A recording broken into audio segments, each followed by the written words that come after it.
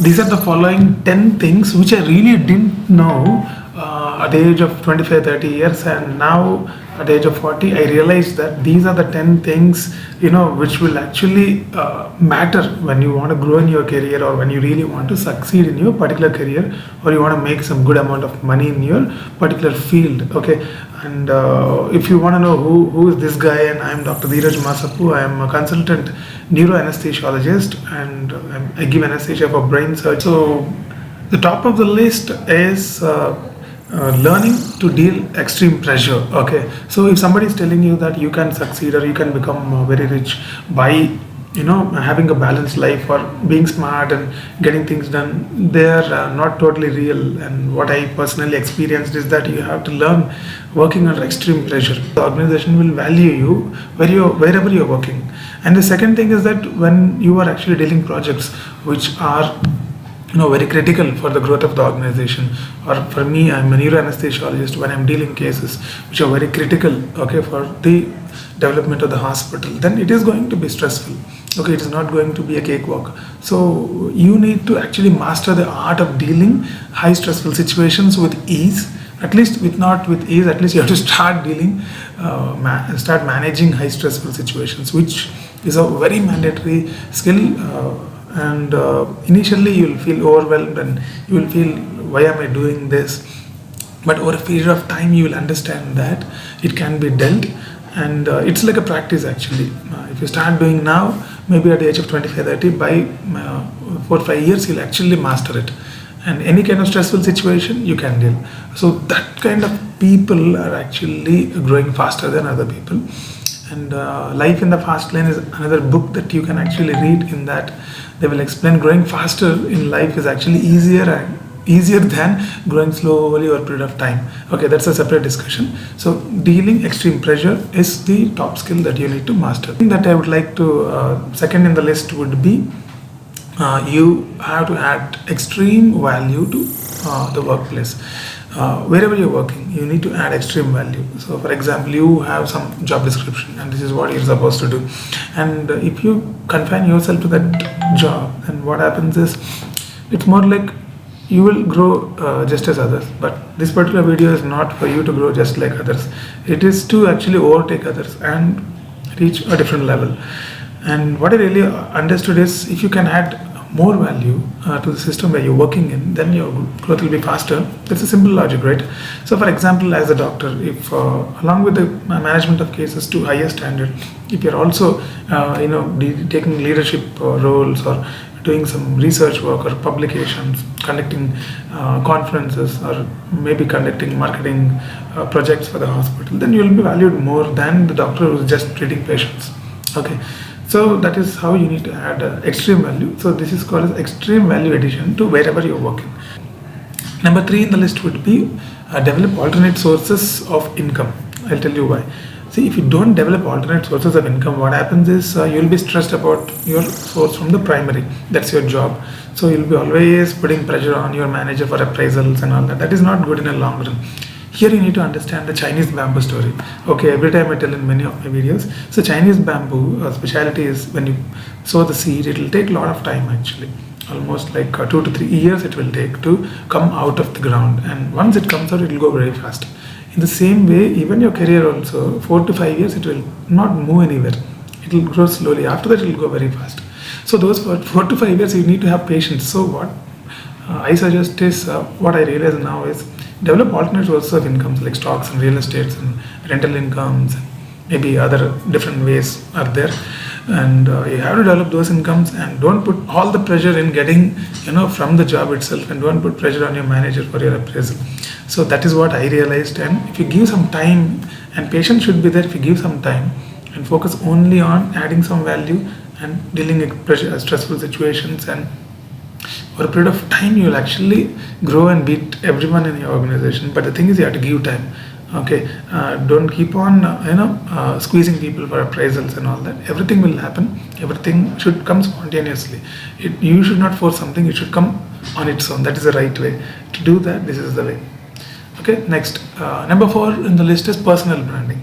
So basically, personal branding is more like everybody does. Even if you're adding a lot of value, even if you're doing a lot of stuff, nobody knows that you're doing. So what you need to do is you need to actually brand yourself for some area. For example, if I am a neuroanesthesiologist, then in neuroanesthesiology area in this world, people should know me for my work. So I need to attend conferences, conduct conferences, and then do some research work in that area, write some books and write some chapters at least in the books.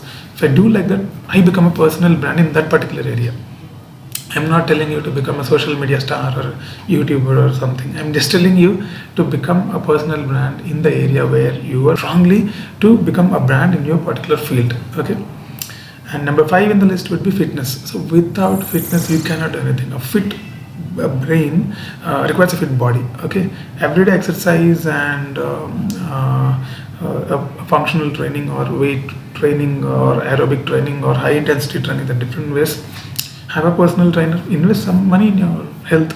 I feel that much you can do after earning some money. For what are you earning if you're not investing in yourself? I think you have to invest in yourself and then have a trainer. Get up at 5 o'clock in the morning, go to gym at 5:30 until 6:30 you work, and then go to office or hospital or whatever, wherever you work.